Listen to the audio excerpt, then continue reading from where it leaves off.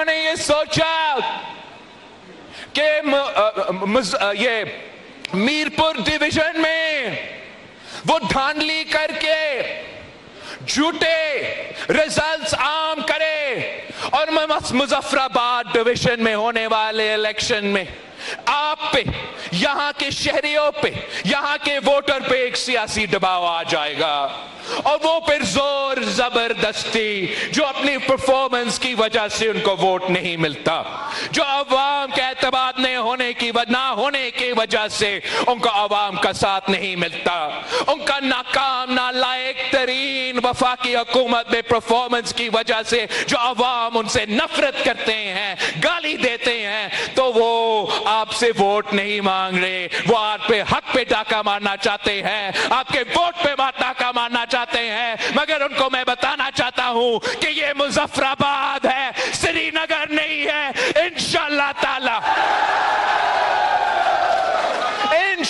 تعالی مظفر آباد ڈویژن میں رہنے والے آپ کا دھاندلی کے سازش کو ناکام کروا دیں گے۔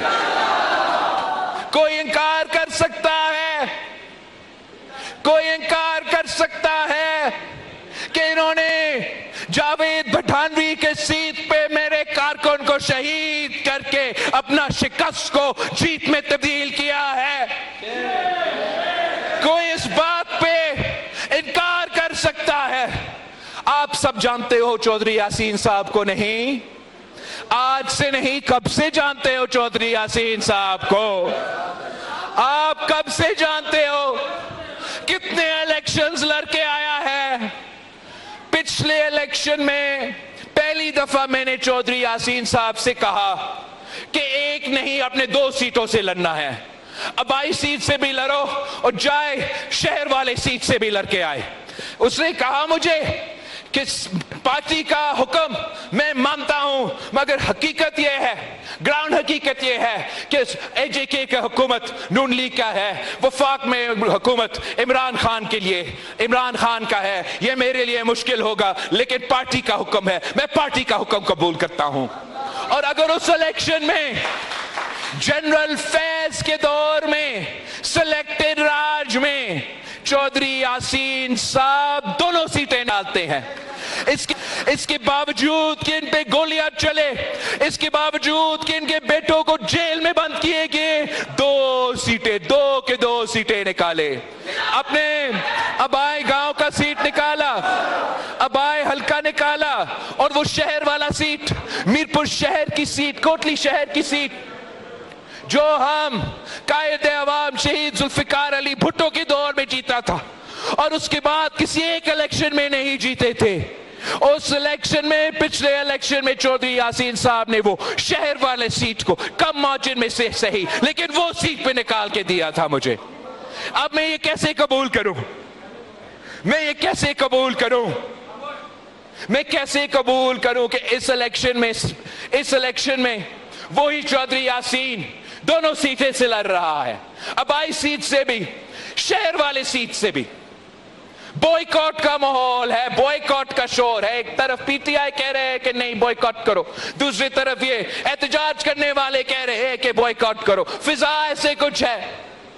مگر اس ماحول میں بھی چودھری یاسین صاحب وہ شہر والی سیٹ سے، بڑی لیڈ سے، پچھلے الیکشن سے بڑی لیڈ سے وہ سیٹ مجھے جیت کے دلوا دیتا ہے۔ پھر جو ابائی سیٹ ہے، وہ ابائی سیٹ میں آپ 30 پولنگ سٹیشنز کو قبضہ کریں، 30 پولنگ سٹیشنز پہ قبضہ کر پہ تھپے لگاتے ہو، اس کا میں ویڈیو پروف ثبوت،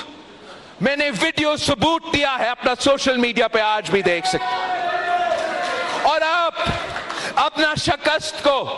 چودھری یاسین کی جیت کو تانلی کر کے زور زبردستی چودھری یاسین کی جیت کو شکست میں تبدیل کرے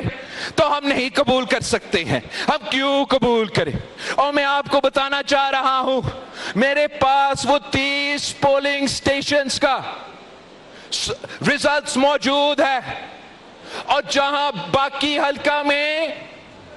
40 to 50% تو مشکل سے ٹرن آؤٹ ہو رہا ہے، وہ 30 پولنگ سٹیشنز پہ 90% ٹرن آؤٹ ہے. تو کیا یہ میں مانوں کہ باقی پورا کشمیر میں آپ کو ووٹ ڈالنے کے لیے کوئی تیار نہیں, باہر اتنا زور سے آنے کے لیے تیار نہیں, لیکن یہاں جہاں میرے پاس ویڈیو ثبوت ہے, جہاں آپ نے 30 پولنگ سٹیشنز کو قبضہ کیا ہے, وہ ہم رزلٹ قبول کرنے کے لیے تیار نہیں ہیں.